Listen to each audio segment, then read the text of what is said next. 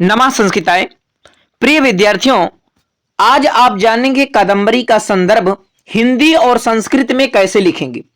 और आज के बाद आप कोई भी संदर्भ जान जाएंगे किस प्रकार से संदर्भ लिखना होता है, अपने से स्वयं संदर्भ बना पाएंगे। ना कि ये जो मैं आपको बता रहा हूं इसी प्रकार से आप लिखेंगे, आप अपने मन से भी संदर्भ लिख सकते हैं। संदर्भ में विद्यार्थियों कोई भी कवि की जो रचना होती है उस रचना का परिचय लिखना होता है, और जो कवि होता है उसका परिचय लिखना होता है। उस कवि की कुछ महत्वपूर्ण उपाधियां लिखना होता है, और उस कवि की जो रचना है उसकी जो है कुछ महत्वपूर्ण बातें, जैसे ये खंड काव्य है, गीत काव्य है, किसमें विभाजित है, ये चीजें बताना होता है। मूलतः संदर्भ में आप उसकी रचना, यानी कि जैसे कोई रचना, जैसे कादंबरी ये एक रचना है, ये उस यानी कि रचना और रचनाकार का नाम बताना होता है। बस ये आपका संदर्भ होता है। लेकिन एक अच्छा संदर्भ, आप बीए में हैं, एमए में हैं, आप अच्छा लिखेंगे संदर्भ, ताकि आप संस्कृत को और आगे ले जाएंगे। तो देखिए, कादंबरी का संदर्भ मैं आपको बता रहा हूं, पहले इसको हिंदी में समझ लीजिए, इसके बाद मैं आपको संस्कृत में बता रहा हूं। तो ध्यान से समझिए। देखिए, संस्कृत गद्य, ये कादंबरी जो है एक गद्य है, ठीक है। तो गद्य यानी कि बाणभट्ट पद्य में पद्य से भी अधिक गद्य को लिख रहे हैं। तो संस्कृत गद्य साहित्य में कादंबरी का एक विशिष्ट स्थान है। यह महाकवि बाणभट्ट द्वारा रचित एक उत्कृष्ट गद्य काव्य है। कैसा? तो यहां जो कादंबरी, इसको हाईलाइट कर देना, ठीक है, यानी काले पेन से लिख देना। उत्कृष्ट गद्य काव्य है।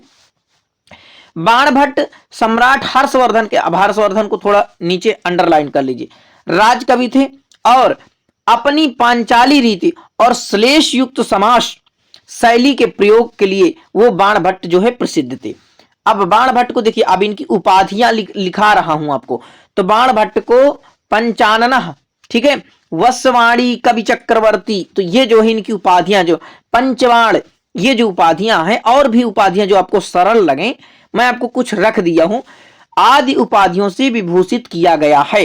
तो आप अपने मन से भी संदर्भ को लिख सकते हैं। मैंने आपको बता दिया ना, कोई निर्धारित नहीं, जो मैं आपको बता रहा हूं यही लिखना है। लेकिन जिनको नहीं पता उनके लिए मैं बनाया हूं, ताकि आप अच्छे से लिख पाए, ठीक है, और समझ लीजिए। और आप मुझसे अच्छा भी लिख सकते हैं। कादंबरी संस्कृत साहित्य की एक अनुपम कृति है। यह बृहत कथा, देखिए ये शब्द, अब इसको आपको क्या करना है, नीचे काले पेन से जो है अंडरलाइन कर देना है, या इसे काले पेन से ही लिखिए। से प्रेरित एक कथा ग्रंथ है। कादंबरी क्या है? एक कथा है। यह जो है कथामुखम, यानी जो कादंबरी की कथामुखम है, कथामुखम और शूद्रक वर्णनम, यानी जो जिसमें शूद्रक का वर्णन किया गया है, सहित कई भागों में जो है विभाजित है, ठीक है। यानी चंडाल कन्या का वर्णन, शूद्रक का वर्णन, पंचा सरोवर का वर्णन, ये जो है आप कोई भी जहां से लिया गया वहीं से। तो प्रस्तुत गद्यांश कथा मुख भाग से जो है उद्धृत किया गया, या आप कह देंगे शूद्रक वर्णन कथा मुख भाग से उद्धृत किया गया, ठीक है, जहां से लिया गया है उसका। तो यानी कि कादंबरी के कथा मुख से तो ही लिया जाएगा ना, जो आपके लगा हुआ सिलेबस में, ठीक है। तो ये आपको इतना लिख देना है, ये आपका उद्धृत किया गया है। तो ये आपका हो गया बेटा किसमें? ये हो गया आपका हिंदी में। अब आप संस्कृत में संदर्भ कैसे लिखेंगे ये जान लीजिए। देखिए, प्रस्तुतः, यानी जो ये प्रस्तुत है, अयम, यह गद्य खंडा, यह जो गद्य खंड है, ये जो आपका एक गद्य का पैराग्राफ आप हमें दिए हैं, यह गद्य खंड संस्कृत साहित्य, यानी संस्कृत साहित्य के प्रख्यात, यानी बहुत प्रचलित और जो जाने माने ऐसे गद्यकारीण, ऐसे गद्य कवि के द्वारा, कौन गद्य कवि? महाकविना बाणभट्टिन, महाकवि बाणभट्ट के द्वारा विरचिताया, उनके द्वारा लिखित है, कादंबर्या, यानी कादंबरी, कथा मुखात उद्धृतः अस्ति, कादंबरी के कथा मुख से यह गद्य जो है लिया गया, अस्ति माने है, ये कादंबरी के कथा मुख से ये आपका गद्य लिया गया।